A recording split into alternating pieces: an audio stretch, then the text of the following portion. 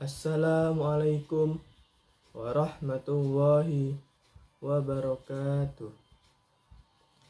Alhamdulillah, wassalatu wassalamu ala rasulillah wa ala alihi wa sahbihi wa mawala, amma ba'du.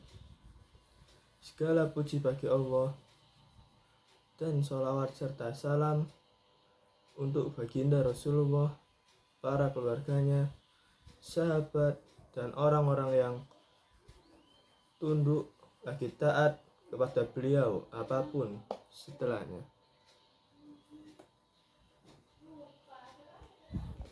Sahabatku, dimanapun kau berada, saya Muhammad Syafruddin Hidayat, yang biasa kalian panggil Dayat, akan menjelaskan kajian dengan tema perbaiki sholatmu, maka Allah akan perbaiki hidupmu. Orang kalau mau jadi lebih baik dalam kehidupan, perbaiki sholatnya. Ketika sholatmu berantakan, maka Allah dengan caranya akan membuat hidupmu juga berantakan. Maka rumusnya, perbaiki sholatmu, maka Allah akan perbaiki hidupmu.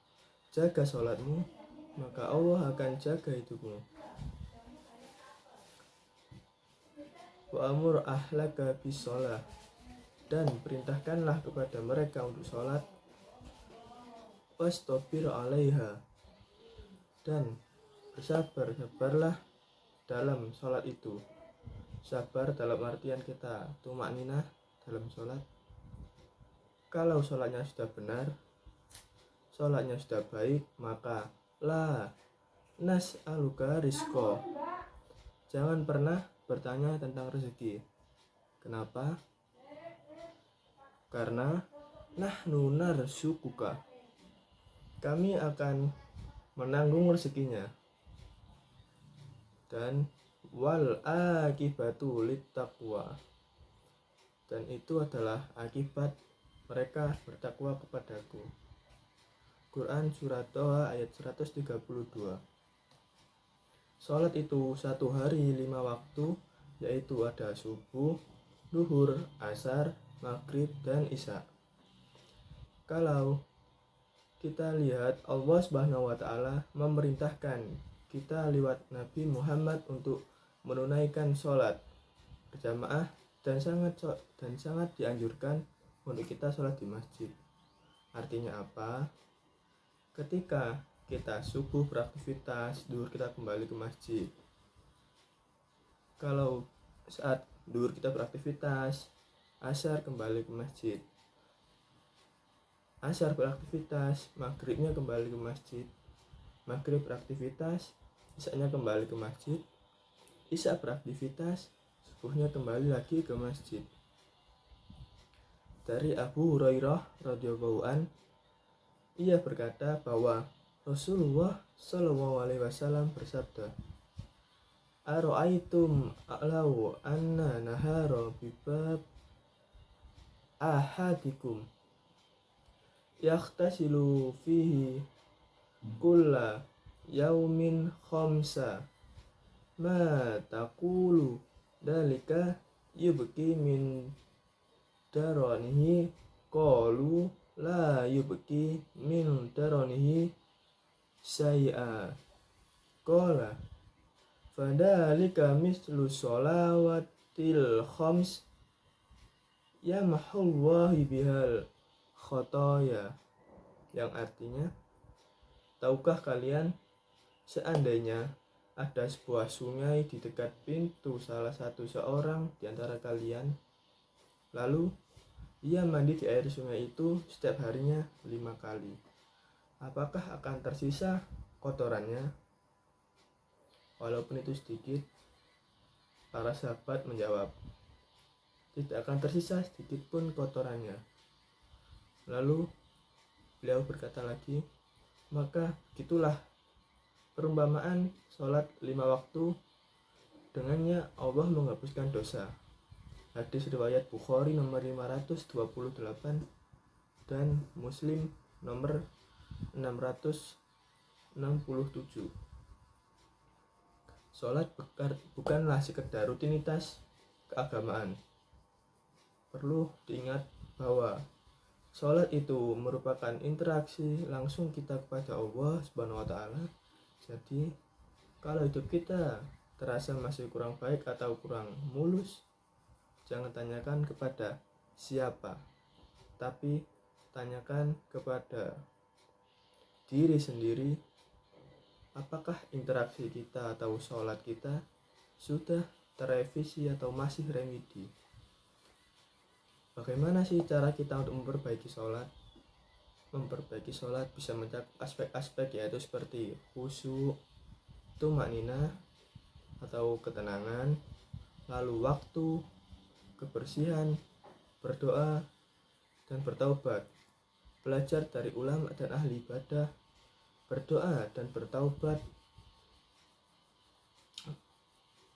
dan membaca buku atau mengikuti kajian yang dapat memberikan wawasan dan pandangan mengenai sholat yang lebih dalam dan pemahaman terhadap makna serta tujuan sholat. Contoh khusyuk, mungkin sebelumnya khusyuk kita kurang khusyuk, kadang masih takbir Allahu Akbar begini. Itu harus kita perbaiki lagi dalam khusyuk kita, dalam gerakan apapun itu, mulai dari takbir sampai salam. Lalu contoh tumakninah. Sholat, kalau menjadi makmum itu pasti kita mengikuti imam yang semestinya imam itu sudah tahu tumakninah.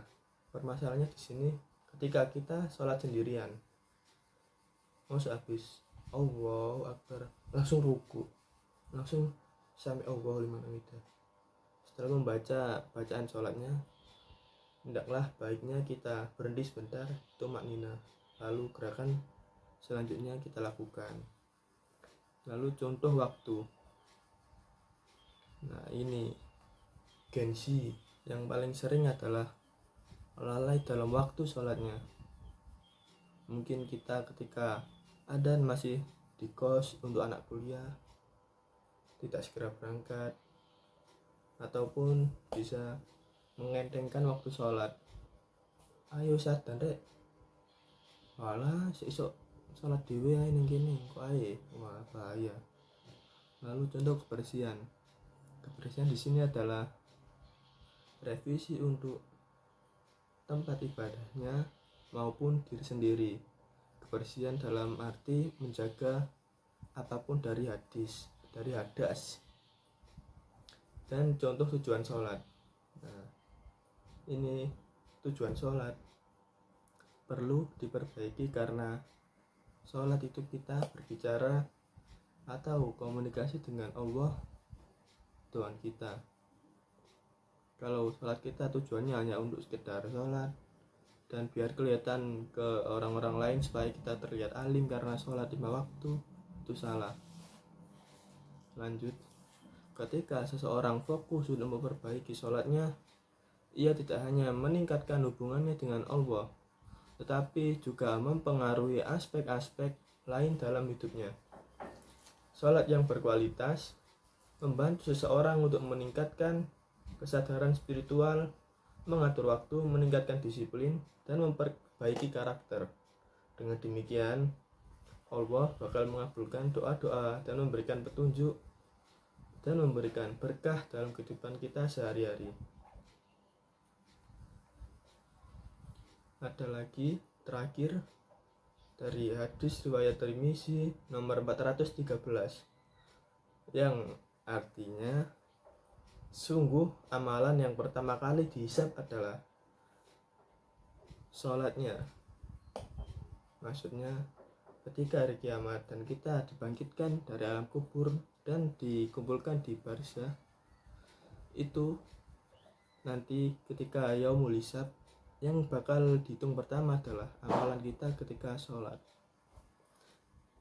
Jika sholatnya baik, maka beruntung dan selamatlah dia. Namun jika rusak, maka merugi dan celakalah dia. Jika dalam sholat wajibnya ada yang kurang, maka Rob atau Tuhan yang Maha Suci lagi Maha Mulia berkata, lihatlah, apa hambaku memiliki sholat sunnah, maka sholat wajibnya disempurnakan oleh sholat sunnah tadi. Lalu dihisaplah seluruh amalan wajibnya sebagaimana sebelumnya. Sekian dari saya. Minta maaf atas kurang lebihnya, kesalahan dan kekurangan kata-kata saya. Assalamualaikum warahmatullahi wabarakatuh.